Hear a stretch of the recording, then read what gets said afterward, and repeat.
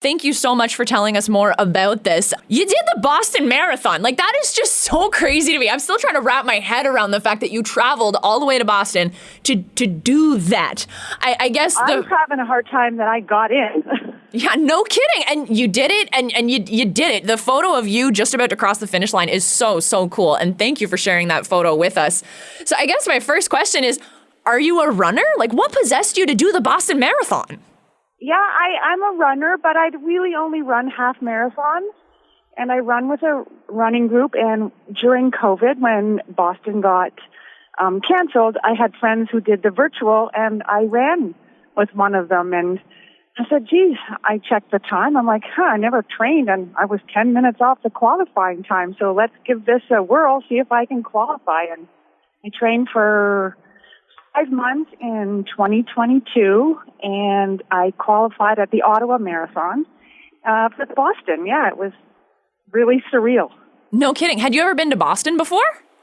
No, never. I've been through it when I went to Cape Cod, but I've never been in Boston. It was very overwhelming. No kidding. And there was a lot going on in Boston with sports games and stuff too on top of the marathon. Like, that is wild that you got to do that. Congratulations. What ended up being, I don't know anything about what a good time is with the marathon, but what was your final time?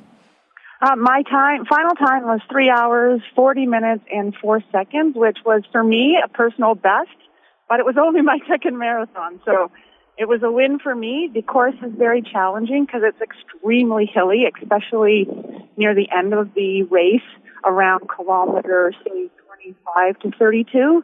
You have like 6 major hills. And just when you think you summit the Heartbreak Hill, they tell you, well, you still have more hills to go. Oh, no.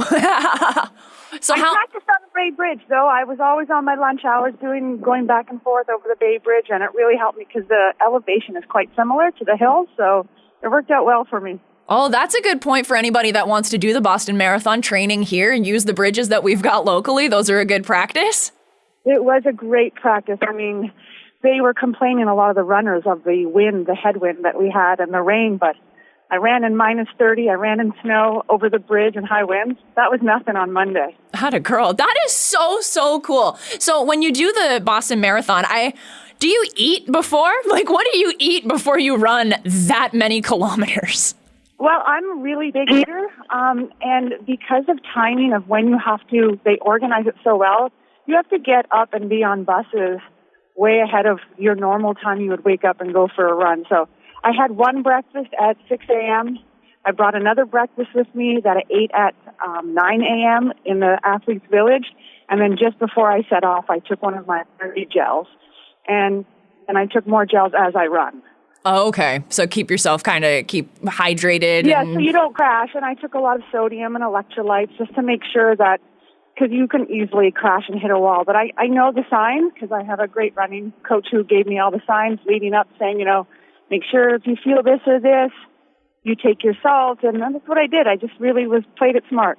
Amazing. Well, congratulations. That is such an amazing accomplishment and so cool. So proud of you. I'm from right here in Belleville. That is so wicked. Do you think you're going to go for it again? Are you going to try to go for another personal best? Well, I did re-qualify for Boston, so I could go next year.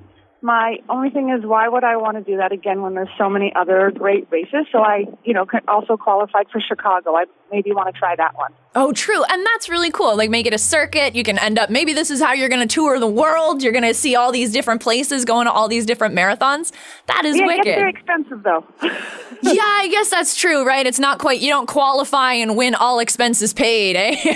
That's right. I'm not sponsored by anybody, so I go where that race happened to be close, and then there's Chicago, and I could do New York, but the other 3 majors are Berlin, London, and Tokyo, and that gets pretty pricey. Okay, Shannon's looking for run-in sponsors, guys. No. That's right. GoFundMe, maybe I need to set up.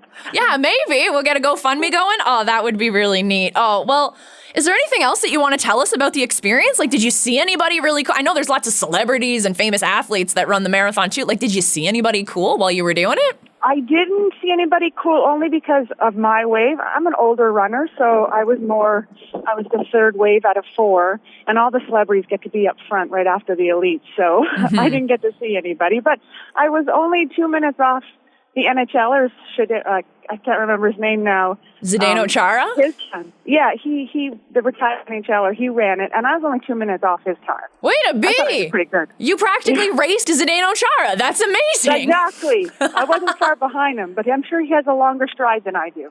Yeah, he's a tall. He's gonna have a longer stride. Ah, but you did it. You almost beat his time. No, that is Almost. That is so cool. Well, Shannon, I won't keep you much longer, but thank you so much for telling us more about this. As far as the running group that you're a part of, is that a club that if someone is interested in joining, like how do they go about that? So it's Try and Run. It used to be through the Try and Run store. When COVID hit, they decided to close down, but she still does coaching locally, and I also run with Dirty Souls Trail Running. So they do 5 races through the year, but they also do meetups on Sundays. Amazing. That's awesome. Well, thank you so much, Shannon. Did you have any last words, like words of encouragement for anybody that's thinking about it? You're never too old. Mm-hmm. You're never too old, because I didn't think that I would be doing this at almost 50.